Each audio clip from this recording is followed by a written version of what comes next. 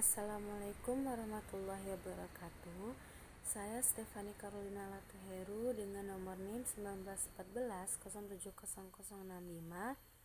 Saya ingin menjelaskan materi kelima mengenai tinjauan kepustakaan pada mata kuliah Metodologi Penelitian dengan dosen pengampu Ibu Dr. Milyasari, SPD MSI. Yang harus kita bahas pertama-tama yaitu mengenai pengertian dan pentingnya kajian pustaka. Nah, pengertian dari kajian pustaka itu adalah seluruh bahan bacaan yang mungkin pernah dibaca dan dianalisis, baik yang sudah dipublikasikan maupun sebagai koleksi pribadi. Kajian pustaka sering dikaitkan dengan kerangka teori atau landasan teori, yaitu teori-teori yang digunakan untuk menganalisis objek penelitian. Tujuan dari kajian pustaka yaitu membantu peneliti untuk menyelesaikan masalah penelitian yang mengacu pada teori dan hasil-hasil penelitian sebelumnya yang relevan. Fungsinya, yang pertama mengetahui sejarah masalah penelitian, yang kedua memilih prosedur penyelesaian masalah penelitian. Selanjutnya adalah manfaat dari kajian teori.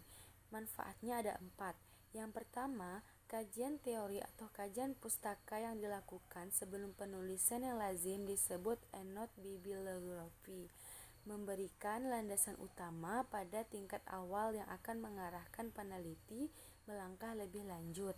Yang kedua, dalam kajian pustaka, peneliti dapat melangkah setapak ke depan, memformulasikan dengan jelas yang disertai pembahasan yang mendalam dengan argumentasi yang kuat dan meyakinkan pembaca bahwa pemilihan teori yang diluangkan dalam hipotesis mempunyai landasan yang kuat.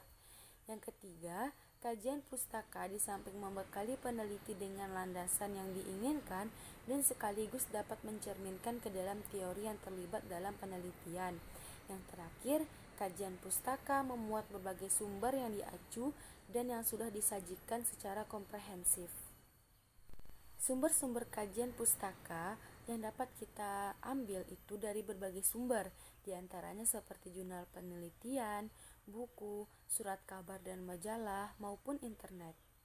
Ada 2 cara mengkaji bahan pustaka. Yang pertama yaitu membaca dan mencatat, dan yang kedua adalah mengenal perpustakaan. Setelah itu, kita masuk kepada tahapan penyusunan kajian teori atau kajian pustaka. Langkah pertama yaitu mulailah dengan mengidentifikasi kata kunci topik penelitian. Yang kedua, membaca abstrak laporan-laporan hasil penelitian yang relevan. 3. Membuat catatan hasil bacaan dengan cara membuat peta literatur. Yang keempat, membuat ringkasan literatur secara lengkap berdasarkan pada literatur. Yang kelima, membuat kajian pustaka dengan menyusunnya secara sistematis. Yang terakhir, pada akhir kajian pustaka, kemukakan pandangan umum tentang topik penelitian yang dilakukan berdasarkan literatur yang ada. Selanjutnya, kita masuk kepada variabel dan indikator penelitian. Variabel penelitian adalah suatu atribut atau sifat atau nilai dari orang, objek, atau kegiatan yang mempunyai variasi tertentu, yang mana variabel penelitian ini terbagi 2, ada variabel terikat dan ada variabel bebas. Nah, indikator penelitian adalah sesuatu yang dapat digunakan sebagai petunjuk atau standar dasar sebagai acuan dalam mengukur adanya perubahan pada suatu kegiatan atau kejadian. Selanjutnya, kita masuk kepada cara-cara menyusun kerangka berpikir. Sebelumnya, kita harus tahu apa itu kerangka berpikir.